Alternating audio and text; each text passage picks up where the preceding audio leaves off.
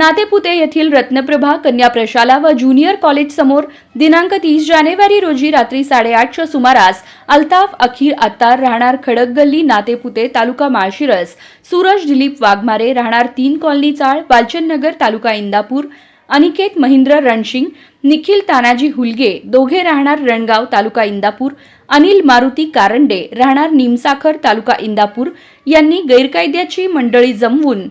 बेकायदेशीर धारदार शस्त्र तलवार स्वतःजवळ बाळगल्याप्रकरणी त्यांच्याविरुद्ध पोलीस कॉन्स्टेबल रणजित मदने यांनी नातेपुते पोलीस स्टेशनमध्ये गुन्हा दाखल केला आहे।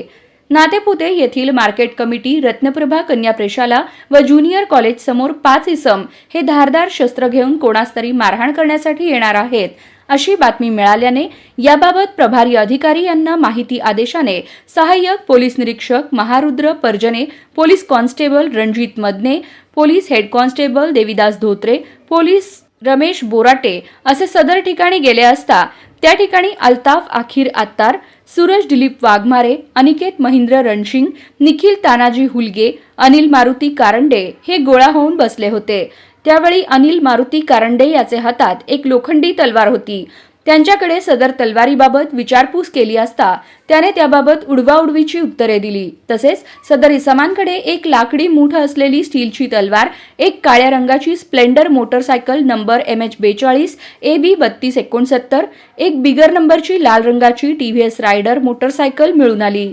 तलवार व 2 मोटरसायकली असा एकूण 52,000 रुपये मुद्देमाल आरोपीच्या ताब्यातून जप्त करण्यात आला आहे।